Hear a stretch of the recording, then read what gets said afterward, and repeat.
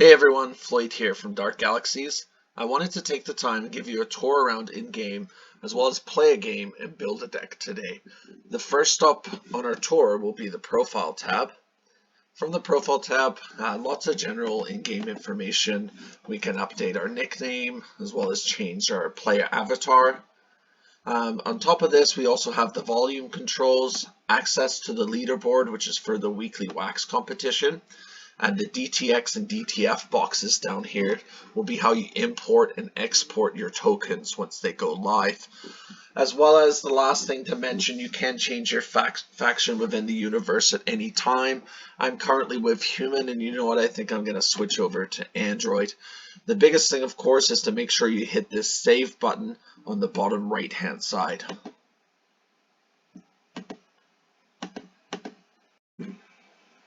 Alright, so now that we're back at the main menu, let's head over to the deck management screen. Within the deck management screen, you can see your NFTs.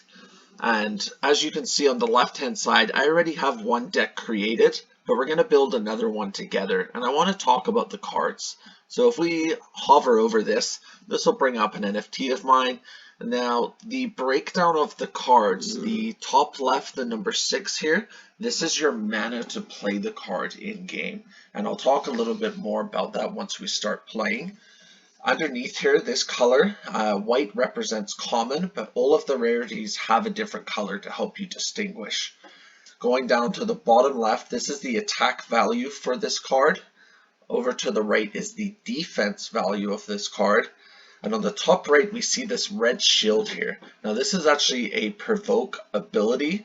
And what this means is if this card is played on the board, your opponent must attack and destroy all of the cards with this provoke ability before attacking your player and taking down your health points.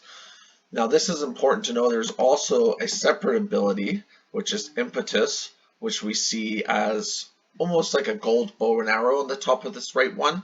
These cards, when you play them, are able to attack right away, so they don't have to skip a turn and wait, which is an important thing to know when you're starting to strategize here.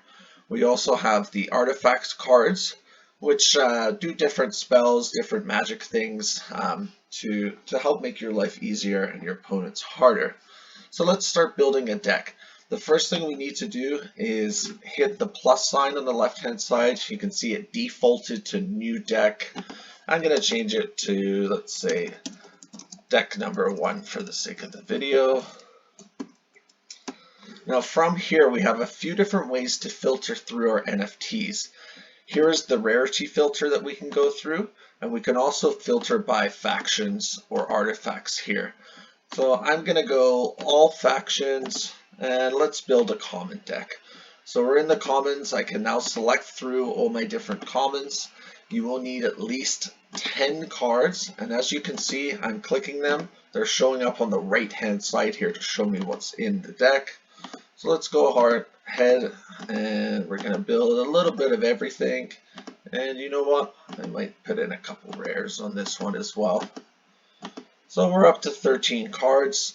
That's built our deck. Obviously, you may want to take a bit more time when you're building yours, play a few games and strategize what's going to be the right combination of cards to get you the most amount of success here. Most important thing, of course, make sure you hit that save button afterwards, and now we're ready to go play a game. So now that we've built our deck, it's time to go play a game. We're going to hit the play button on the left hand side here, and this brings us up a couple of options. We have the single player option where you battle against the AI, and also the multiplayer option where you can battle against a fellow community member, a friend, or whomever. Over underneath the settings here, we have the player deck and AI deck. You can see the deck number 1 that we just built together. And we can also select other decks that are available as well. For the sake of the video, let's do deck number 1 for both myself and the AI and jump into single player here. So, a couple layout things on the top left hand side. If this was a multiplayer room, we could open the chat to talk to our opponent. We can see that it's my turn first. I'm at the bottom here. I'm also highlighted, and I can also bring up my NFTs to see what I have in hand. Every time you start a match, you are dealt 5 cards at random. If we move over, it tells me what turn it is, and then I can also end my turn here. And to the right of the end turn, we have the clock for how long you have left in your turn. Underneath that, you can see it says 1 out of 15. This is how much mana I have for this turn. Being that it is turn 1, I have 1 mana point. So I have to go through my cards and see what I have that I can play. It looks like I have an Asgard here with 1 mana point. And if I use the left mouse button to select my character, I can drag it out into the board and play. Now that I'm done, because this does not have an impetus ability, I cannot attack right away, so I'll have to end my turn. So the AI must have had nothing to play here. So let's go through. As you can see, I'm now up to 2 mana because it's turn number 2. And I'm going to play another card, and I'm also going to attack.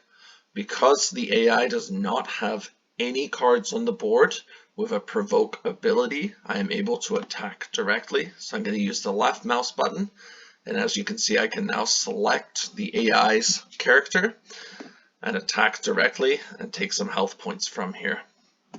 So I'll end my turn. Alright, so it looks like the AI has played its first character card, and it's my turn again. Now that we're on turn 3, we are up to 3 mana points. But the most important thing about turn 3 is it unlocks this player soul extract. Now what we can do with this is sacrifice a character card to get some additional health points and some additional mana points. So this card selected, you can see, has 9 mana points to play it.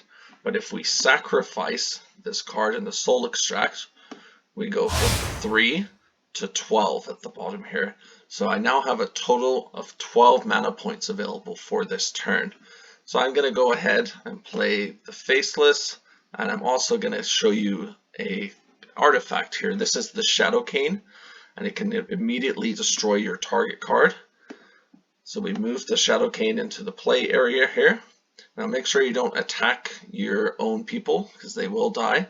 So I'm going to target the opponent's character, hit the left mouse click, and boom, that is now destroyed. I can also go ahead and continue to attack and take some health points down. And this will go back and forth until someone's health is completely empty at 0 or you are completely out of cards. On the bottom here, the blue means I have 2 cards in hand. The red means I've destroyed 1 card. This was the soul extract one we had. And I have 7 cards left in my deck. So thank you so much for watching, guys. I recommend you play some single player, get a feel for the game to begin with, and then progress into multiplayer and start grinding some games for that weekly wax prize. And of course, if you ever have any questions, please join the Discord and reach out. We're always here to try and help you guys. Thanks and have a great day.